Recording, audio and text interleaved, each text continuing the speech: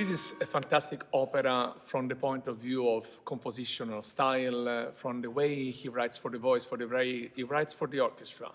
It's a very compact orchestra with just a chamber group enlarged, so it's a quintet, a string quintet, with 3 woodwinds, 2 brass, a horn and a trombone, several percussion, a harp and a piano that plays also the celesta. So there is some representation from each of the instrumental family of the orchestra, yet reduced to the core, to its bone. Each of these players play as if they were soloists, as if they were actually playing chamber music, which is so very interesting. And he wants to write a piece that is at the same time orchestral and chamberistic, I would say. So the music sounds, depending on where we are in the story, very full, as if it was, with a big accompaniment with the orchestra, and the sound of the piano really helps building up sonorities. And there are other spots in which it's just one instrument playing one note, 2 notes, which gives such a dramatic impact to the way he wants the music and the action to move on. Similarly is the way he writes for voice. We have a bunch, of course, of sopranos and mezzo-sopranos that are the female characters whose dramatic color is so very individual. Each of them has their own color. You'll see Ruth is written in a way that it makes her completely idiosyncratic. She's always looking for a melody, and she cannot find a melody, with the exception of when she has a wonderful aria. Probably she sings 2 arias in a piece that practically has almost no other arias, as we call them. And all of them are so melodic, and yet big contrast in all the other times of the opera, in which she just, as if she was a pointillistic painting. Singing notes here, say one word, mechanical, which depicts the emotional state, the frantic state in which she finds herself. On the other side of the spectrum, there is Eliza, who's the singing role, is the one that is trying to break from the group, the one that is trying to tell us her version of the story. And then there is the group, the school, the swarm of people that are the wives who are faithful and who want to remain in that sort of anonymous side of abiding by everything that the prophet says. Which brings me, of course, to the prophet, who's the only male character of the opera. Is a double character because, the same singer, who's a bass baritone in the original, writing, sings both the role of the prophet and that of the interviewer, the journalist of the second act, and then he will come back eventually as the prophet again toward the end of the story. His part is probably one of the most difficult and challenging. It's so dramatic, and yet what makes it so hard is that the prophet always sings in a different tonality, in a different way. The music you hear in the orchestra somehow stays in a mood, let's call it that way, and the prophet sounds weird, sounds as if he was singing out of the choir, which makes him also so sinister at times, and also which makes us feel sympathetic with the ladies compared to staying close to what he would like us to be sympathetic to, which is abiding by everything he says.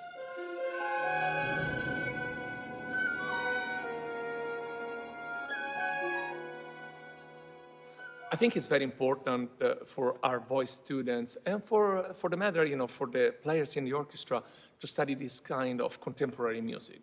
First of all, it's because it's what we produce nowadays. Mozart in 1770s was the contemporary guy. So was Beethoven 20 years later, so was Verdi 50 years later. So studying the music of our epochs, composers of our era, is very important because we understand where the music has gone, how it has developed in the past 300 years. And also I think that they see the arch from where they start studying, from the classics, Mozart, Bach, and so on, until the modern exponents of the contemporary style. Nico Muhly, for instance, has written a lot, for voice, for orchestra, for chamber music, solo compositions. I believe that this is one of his first operas, and you see him searching for his style in this opera. I think that this is also something that puts him very close to our students. He's a young composer, at least he was at the time of writing this music, And this is music written for young voices. That's why, doing it in a college environment makes it so very important. And also it's what the composer really wanted. I mean, this music is written for young voices, yet it's very challenging, but at a level that can be managed, by growing voices that are looking for their registers, their rank, and their range, and so on. I think it's also very important for our students to understand that there's not just Mozart or Verdi or Donizetti. And learning to sing in a different style makes them better musicians, more complete musicians. It's so harder, of course, to sing in a style like this because, of course, you don't have a tonality underneath that helps you proceed and guides you, and a melody that remembers you at all time where you are in the story. This is, on that side, very challenging score to learn, and I really applaud the work that our students have done on this. It's such an incredibly hard work. It took me 6 months to manage, study, and really own the full score of this piece. And still, when I conduct, I have my score, I have everything. I don't have to sing it by memory in costume and remembering what the others have to do before me and after me, what they have to sing. So I think they're doing an incredible job. And even more so, I think it's so very important that they really understand how to sing this music. And I believe that this experience will make them more intelligent musicians, but also will give them a sense of accomplishment that is rare, in other operas or more classical style.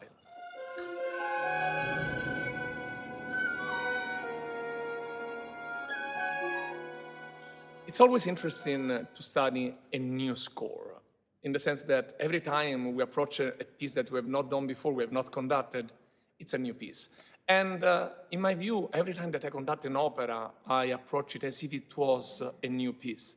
However, one thing is to do again my umpteenth Elixir of Love or Lucia di Lammermoor. One thing is to study an opera that is almost brand new, that is still, in its early years.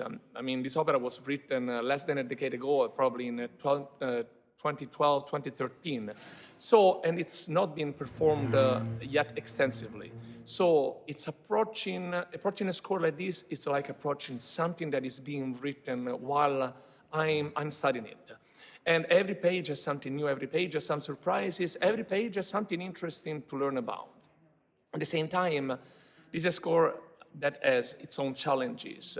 As I was saying before, it's not modern completely in the sense that it's not just atonal music or serial music.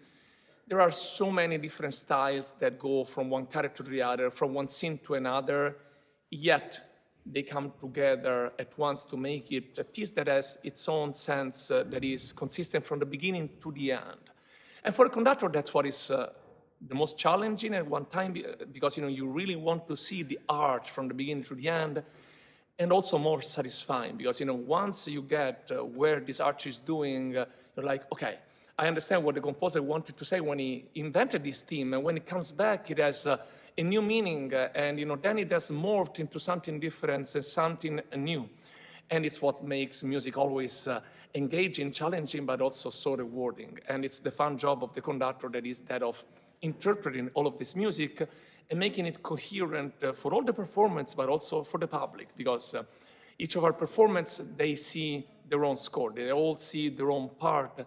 And the fun job of the conductor is to say, okay, guys, this is a piece in which each of us has its own voices, each of us plays an instrument, and yet all of us together as a group make it a real piece of music, a real opera.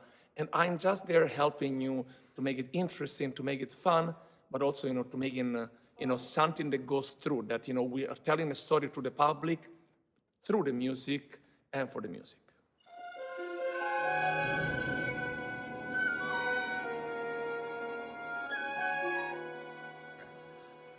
I think if I were an audience member, I would come to see this opera with an open mind. It's really a piece that takes time to develop, takes time to be understood. You'll go from moments in which it sounds like it's a television, a broadcast jingle, to parts in which we actually hear hints from the Protestant church, from the Mormon church, and so on. And it takes time to also understand how these characters build up. So I would also look for moments in which each of them tell us their story. There are specific moments it's something like a little rebels. So there are pieces of puzzle that come together one at a time, and we don't discover all of it until the second act, in which each of the characters really is in a sort of denouement. They come to life and they finally tell us the truth about each of their stories. So I would suggest everybody that is coming to the theater to see our shows, be there. Try to enjoy it, follow the music, but follow the story and see how they chain together, how they're linked, how they come to a point in which you say, okay, I want to hear more about these characters. What is happening next? What is going to happen after the opera is over? And you maybe guess what is, or maybe what the composer wanted is just for us to have our own fantasies about how the story really ends.